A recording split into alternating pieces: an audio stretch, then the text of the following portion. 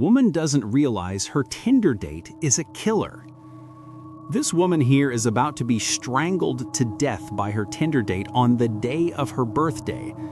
This is weird. Like, subscribe, or follow. Give a thumbs up, depend on the platform you're watching me from, and recommend this video to your friends, and this will encourage me to bring you more video like this. Grace Millane, a 22-year-old British backpacker who loves to travel and explore new countries, adventures. Grace arrived in New Zealand full of excitement. She had been traveling the world, meeting people, discovering new cultures, taking pictures and enjoying every moment. When she reached Auckland in New Zealand, she checked into a busy hostel and made new friends almost immediately, like many young travelers. Then she thought about exploring the city, and she thinks it'll be more exciting and fun if she could find a local friend to show her around the new city she just arrived in. Then she got an idea. She's going to use a dating app to make and meet local friends around her city, and she decided to use Tinder. She wasn't looking for anything serious, just someone to talk to, someone who could show her around the city. Soon, she matched with a man named Jesse Shane Kempson. His profile looked normal. His messages were friendly. They started a conversation, introducing each other and having a short FaceTime on video chat just to be sure they're both real and free from catfish. Grace felt comfortable, so they agreed to meet for a drink the next day. On December 1st, the day before her birthday, Grace left her hostel to meet Jesse. She told friends she'd be back later. She had no idea this would be the last time anyone saw her alive. That same afternoon, Jesse was drinking alone in bars. CCTV later showed him having several beers before meeting her date. In fact, as he leaves the bar, you can still see at least 4 empty bottles sitting on the table. But when Grace arrived, he acted kind and charming. They meet in a popular spot where there's plenty of people, making Grace feel safe while she meets her date for the first time. But this will be a false sense of security, as Jesse has no plans to do anything silly with Grace in public. He's going to wait until they're alone. They went to several bars that night.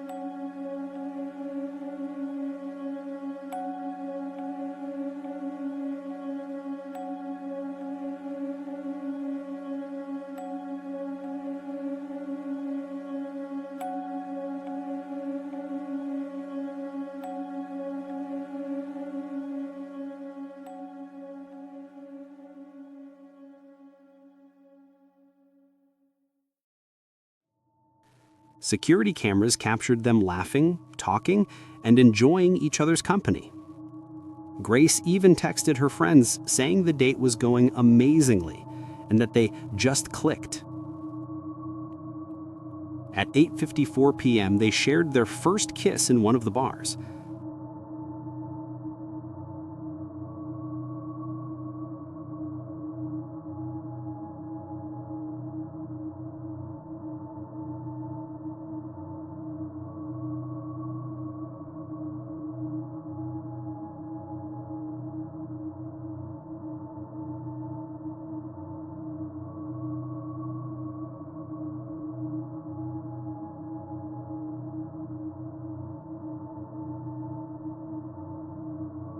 A few minutes later, Jesse went to the bathroom.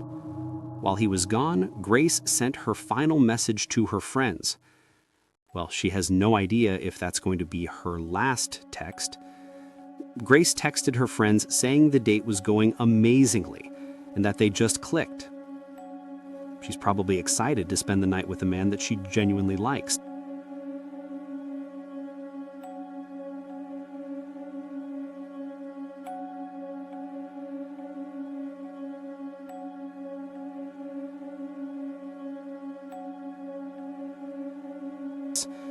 A few moments later, Jesse is back. They left the bar together and walked toward Jesse's hotel, the City Life Hotel. CCTV showed them entering the building and taking the elevator up to his room. To anyone watching, it looked like two people ending a good night.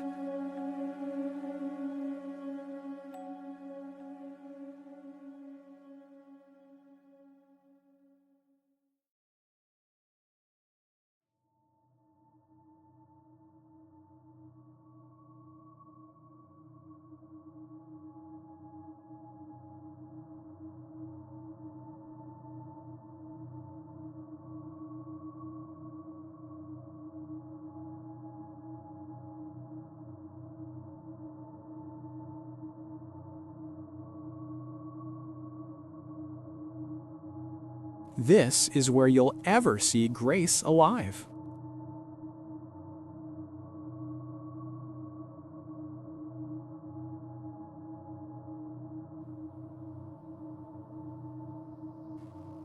But the next morning was December 2nd, Grace's 22nd birthday. The next morning, Grace's phone starts to receive a ton of messages. It's her birthday, and there are plenty of friends who want to send her their best wishes. Messages and calls from her family and friends went unanswered. Hours passed, then days. Everyone who knew her began to worry. While Grace's family panicked, Jesse acted strangely. CCTV showed him going in and out of the hotel alone. When Jesse enters the very same elevator, this time on his own, throwing the camera a suspicious glance, if you think he's just getting the birthday girl a morning coffee, then think again.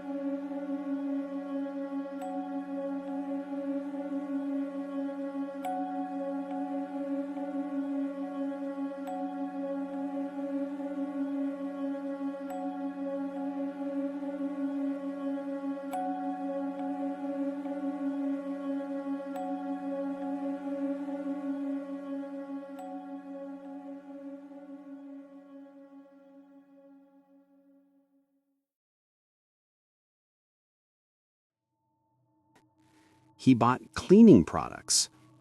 He bought a new suitcase where he planned to hide her body. He even took the elevator carrying a carpet cleaner and bottles of chemicals. Later that day, he hired a rental car where he plans to take in the suitcase where he hid the body and transport it to unknown destination.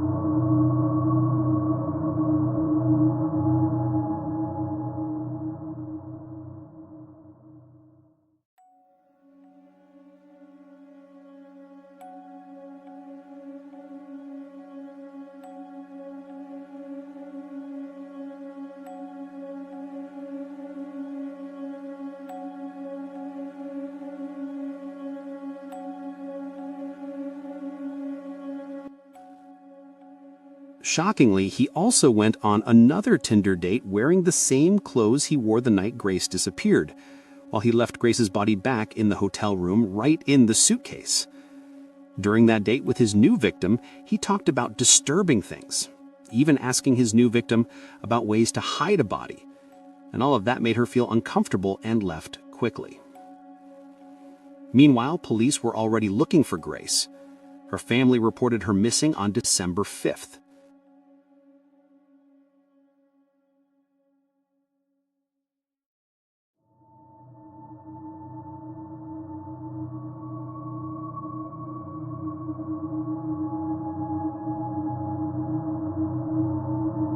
her father flew to New Auckland and begged the public and the security for help. Detectives reviewed CCTV footage from the city. They traced Grace's last movements. They saw her with Jesse. Then later they saw Jesse buying the suitcase.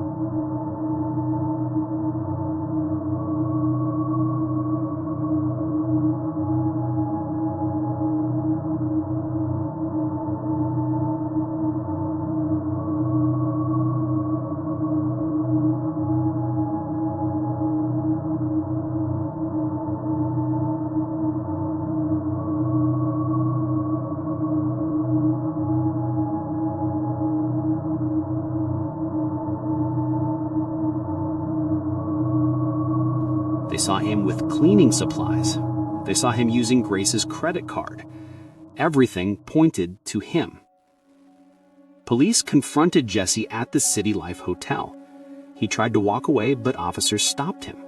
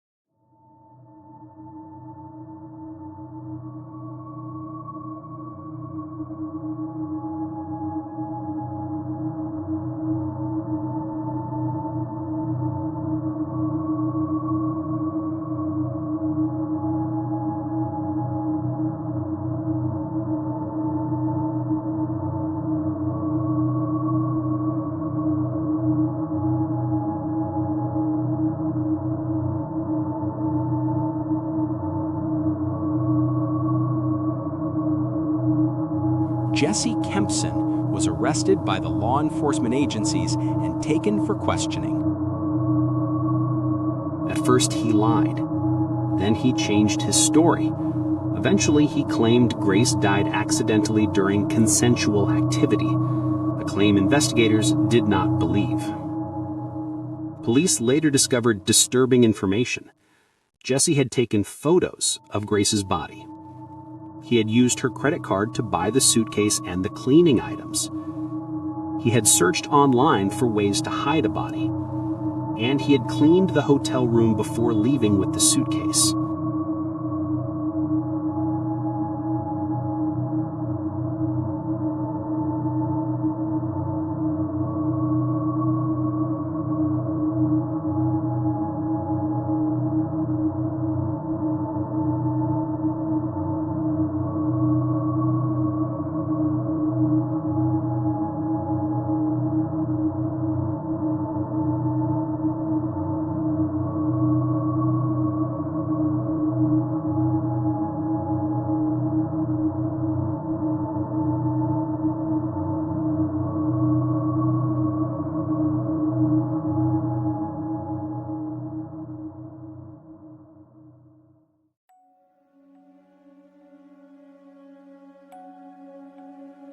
December 9, 2018, police found Grace Millane's body in the Wakatari Ranges, inside the suitcase Jesse had purchased.